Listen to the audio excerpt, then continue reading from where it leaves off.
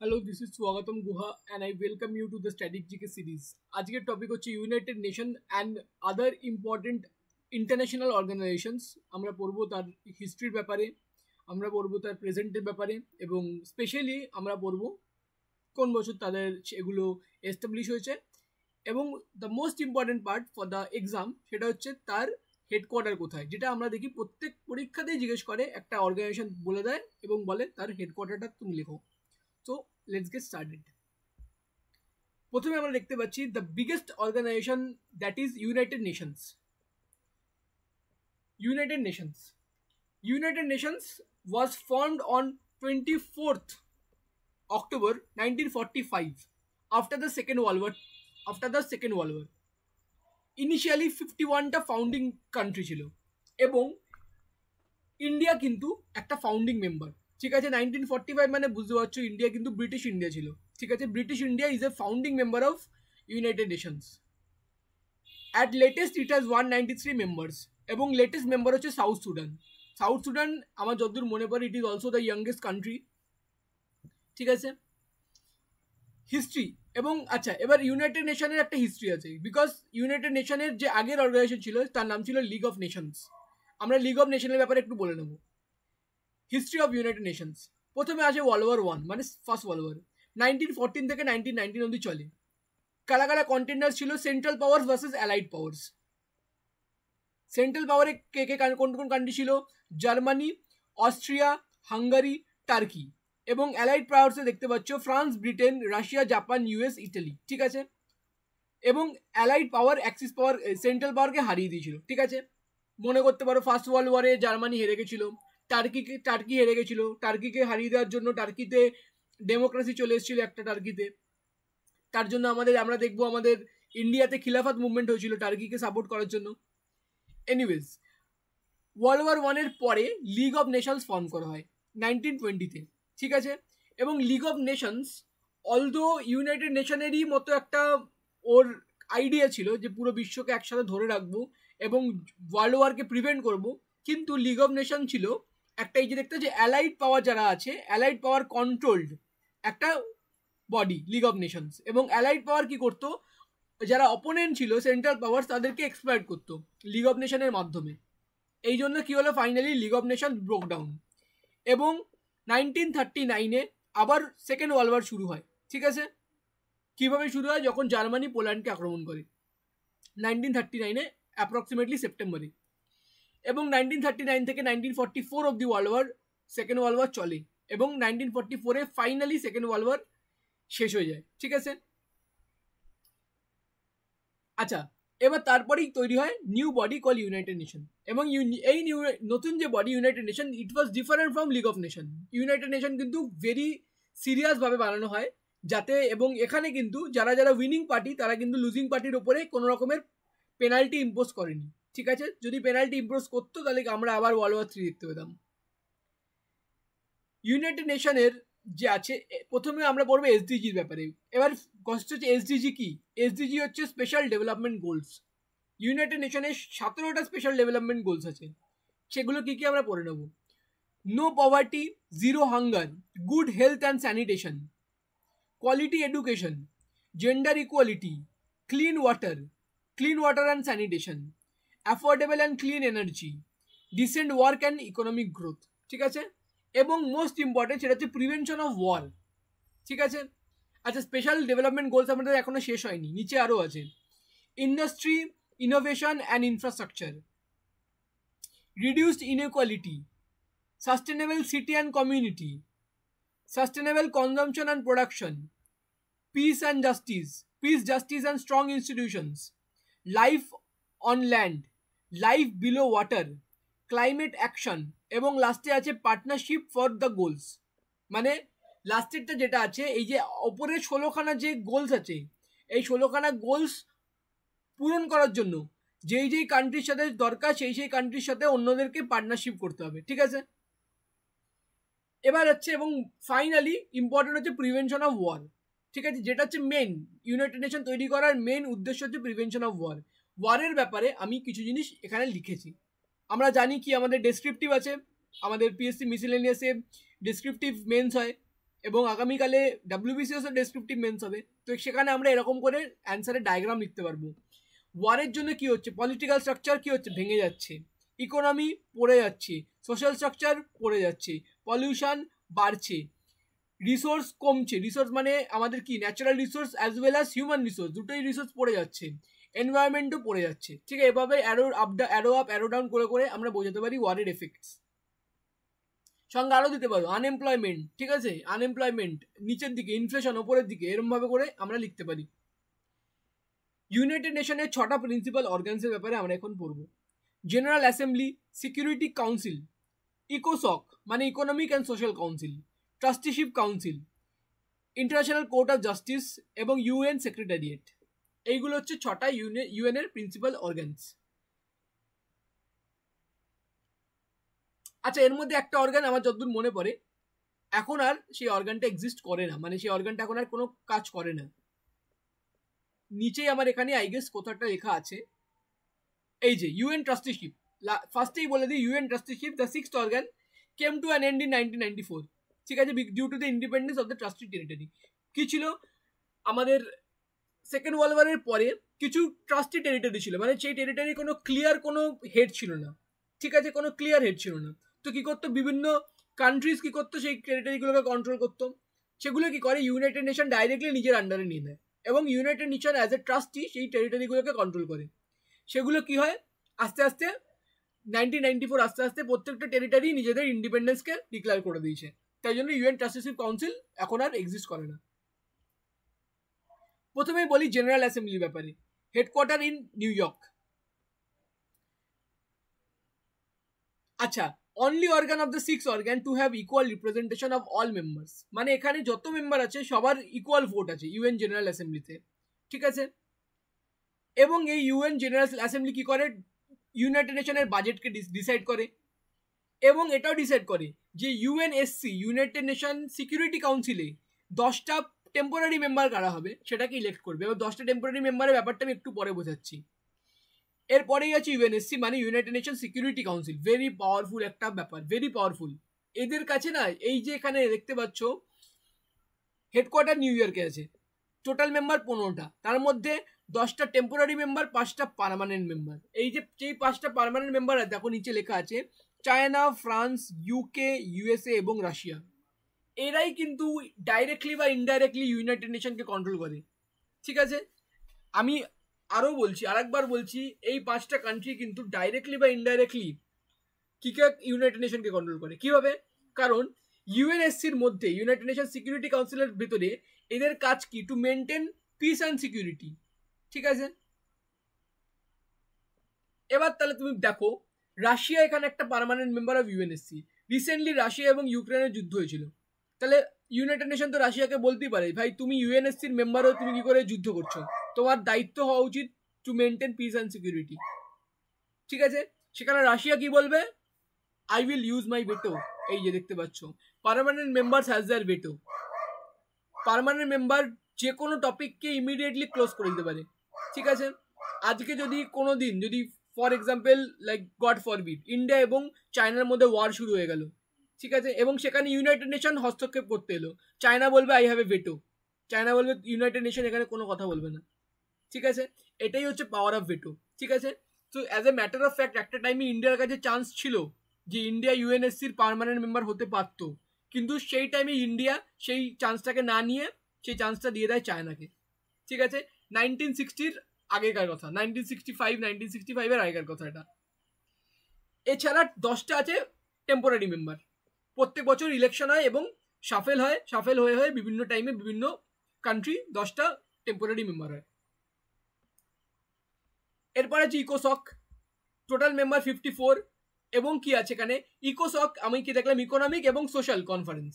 ঠিক আছে, collaborates with other organs like WHO, WTO, World Health Organization, World Trade Organization. ঠিক আছে, এখানে মেম্বারদেরকে সিলেক্ট করা হয় for a 3-year term, general assembly দ্বারা মেম্বারদেরকে সিলেক্ট করা। ঠিক আছে, অত মানে অতটা ইম্পর্টেন্ট না ইকোসক, জাস্ট ফুল ফর্মটা important.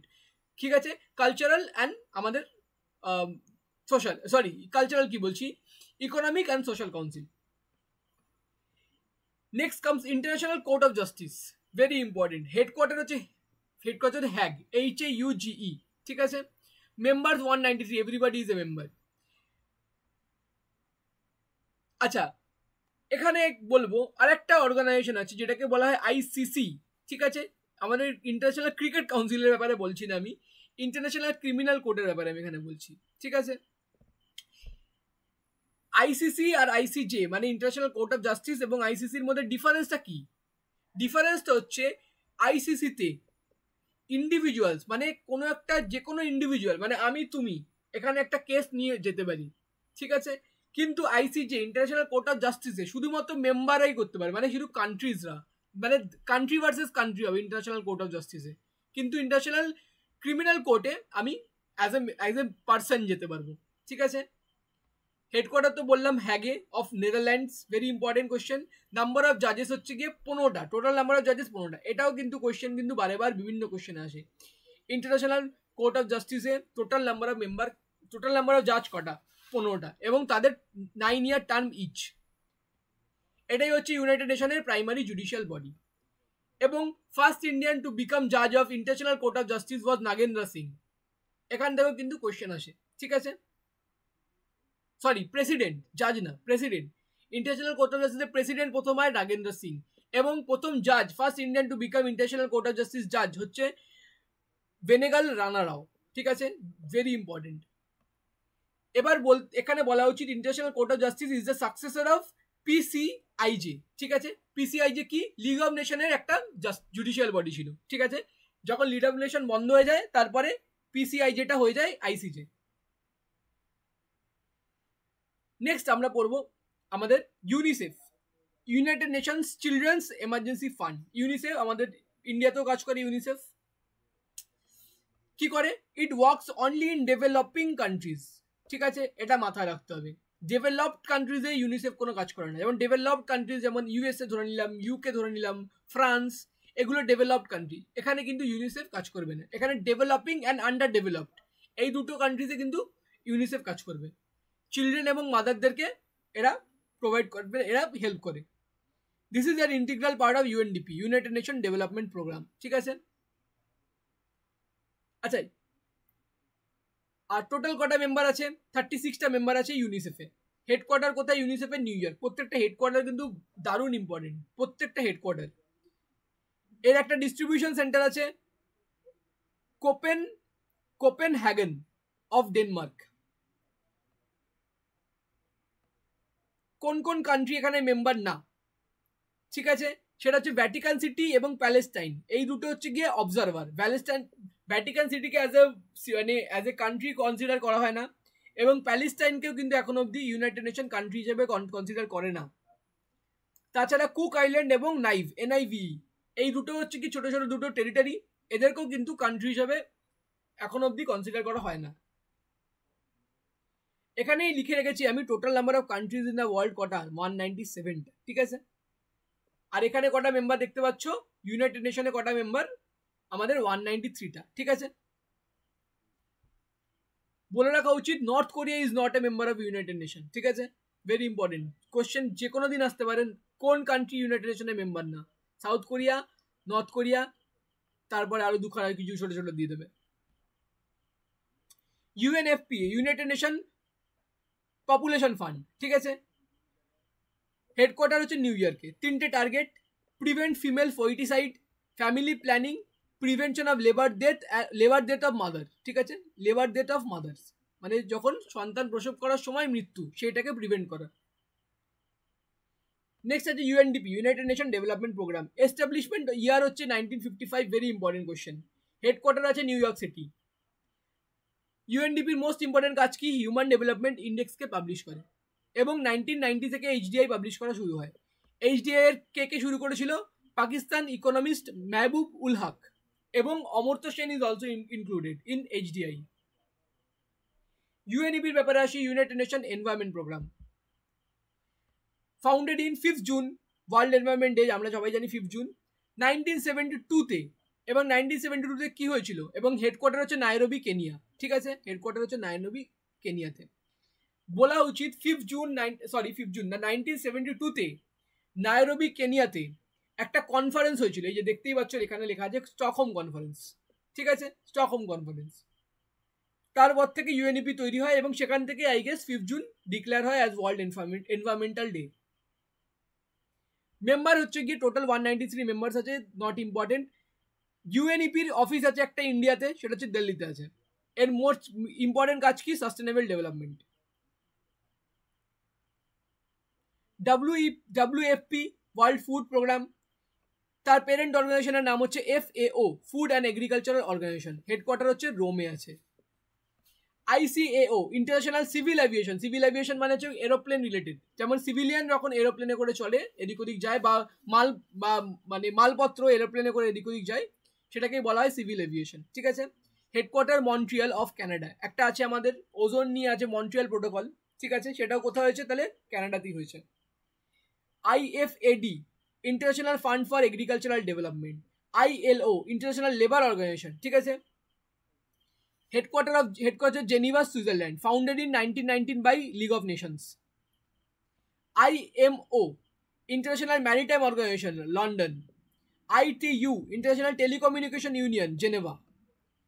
UNESCO United Nations Educational Scientific Cultural Organization, very important, অনেক বড়। আমাদের যত ওয়ার্ল্ড হেরিটেজ সাইট ডিক্লেয়ার করে কারা করে?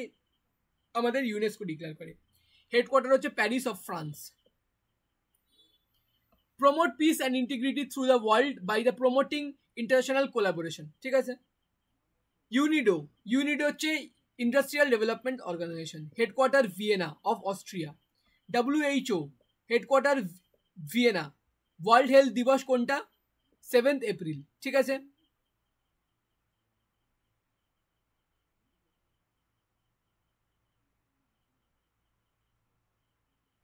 আচ্ছা, UNCTAD United Nation Conference on Trade and Development, headquarter Geneva. UNOCD office on drug and crime, headquarter Vienna. UNHCR high commissioner for রেফিউজিজ, headquarter Geneva. Next আছে কি আমাদের আচ্ছা এখানে একটা জিনিস, 1954-এ একটা স্ট্যাটিক ডেটা, 1954-এ UNHCR 1954-এ UNHCR won Nobel Peace Prize, ঠিক আছে। এসকাপ হচ্ছে Economic and Social Commission for Asia and Pacific, headquarter Bangkok. IAEA International Atomic Energy Agency, headquarter Vienna. IATA International Air Transport Association, একটু আগে আমরা পড়লাম civil aviation, সেটাও ছিল মন্ট্রিয়ালে, এটাও হচ্ছে মন্ট্রিয়ালে, ঠিক আছে। আচ্ছা, ইউনাইটেড নেশন নেমটা কে সাজেস্ট করেছে? US president Roosevelt. Priyanka Chopra is the part of global girl up campaign, girl up. UN system staff, আচ্ছা UN সিস্টেম স্টাফ কলেজ, এটা হচ্ছে একটা কলেজ আছে আমাদের টোরিনো, ইটালিতে। League of nations is called child of war, yes. Child of war কাকে বলা হয়? লিগ অফ নেশনসকে বলা হয়, বিকজ ওয়ারের পরেই লিগ অফ নেশন তৈরি হয়েছিল। কিছু আদার ইম্পর্টেন্ট অর্গানাইজেশন আছে, যেমন BRICS, also called New Development Bank, 2015-তে তৈরি হয়েছিল, হেডকোয়ার্টার সাংহাইতে, ঠিক আছে। কারেন্ট নাম্বার অফ মেম্বার্স ব্রিক্সে কত আছে? টোটাল নাম্বার অফ মেম্বার্স হচ্ছে ব্রিক্সে 11 মেম্বার্স, ইনিশিয়াল 5 মেম্বার্স, আর ইনিশিয়াল 6 মেম্বার্স, রিসেন্টলি 5টা মেম্বার মোর অ্যাড হয়েছে। WWF World Wildlife Fund 1961-এ শুরু হয়েছে, হেডকোয়ার্টার হচ্ছে Gland of Switzerland. World wide ফান্ডের থেকে কোশ্চেন আছে, লোগো কি? লোগো ইজ পান্ডা, ব্ল্যাক পান্ডা, মানে ব্ল্যাক পান্ডা মানে ব্ল্যাক অ্যান্ড হোয়াইট পান্ডা যেটা আছে। APEC Asia Pacific Economic Corporation, headquarter Singapore. ADB Asian Development Bank, Manila. NATO North Atlantic Treaty Organization, very important. এই যে রাশিয়া ইউক্রেন ওয়ার পুরোটাই ন্যাটোর ওপর করে বেসড। ইউক্রেন চেষ্টা করেছিল ন্যাটোর পার্ট হওয়া, NATO is a anti Russia organisation.